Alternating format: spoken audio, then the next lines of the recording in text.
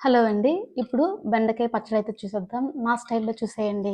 దానికైతే కావాల్సినయి బెండకాయలు, పసుపు, ఇంగువ, ఒక స్పూన్ నువ్వులు, ఎండుమిర్చి, తాలింపు, టమాటో, వెల్లుల్లి, కరివేపాకు, ఉల్లిపాయ, చిన్న బెల్లం ముక్క, పులుపుకి సరిపడగా చింతపండు, కావాలంటే లెమన్ కూడా వేసుకోవచ్చు. నేను కొంచెం కొంచెం వేస్తాను. గుమ్మడి గింజలనమాట.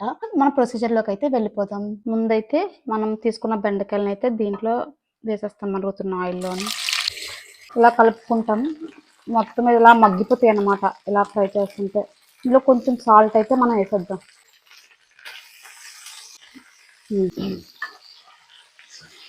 నూనెలో మగ్గిపోతే టేస్ట్ బాగుంటుంది.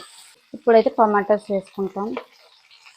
కలిపేసుకొని గుడ్లు వేసేసుకుంటాము. ముడగింజలు అయితే వేసుకుంటాము. దీనివల్ల పచ్చడి టేస్ట్ చాలా బాగుంటుంది. మనకి కాల్షియం, మెగ్నీషియం, జింక్ ఇవన్నీ కూడా అందుతాయి అన్నమాట. వీటిలో ఉంటాయి కాబట్టి టేస్ట్ 2 కవర్ అయిపోతాయి మనకి.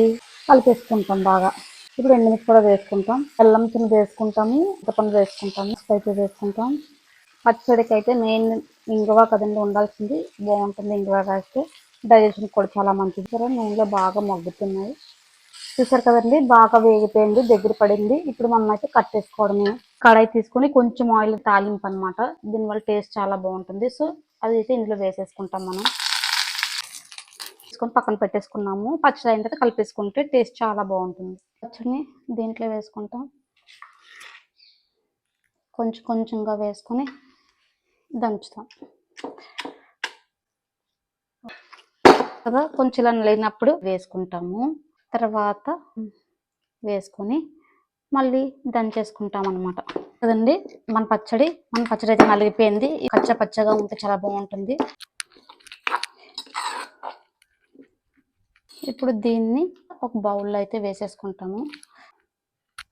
తాలింపుని అయితే దీంట్లో కలిపేసుకుంటాం. వేడి అన్నంలో తినండి, అదిరిపోతుంది, చాలా బాగుంటుంది. ఉల్లిపాయలు వేసాం కదా, వెల్లుల్లి వేసాం కదా, ఈ మధ్యలో తగులుతూ ఉంటే సూపర్గా ఉంటుంది. వేడి అన్నంలో నెయ్యి వేసుకొని తినండి, అదిరిపోతుంది.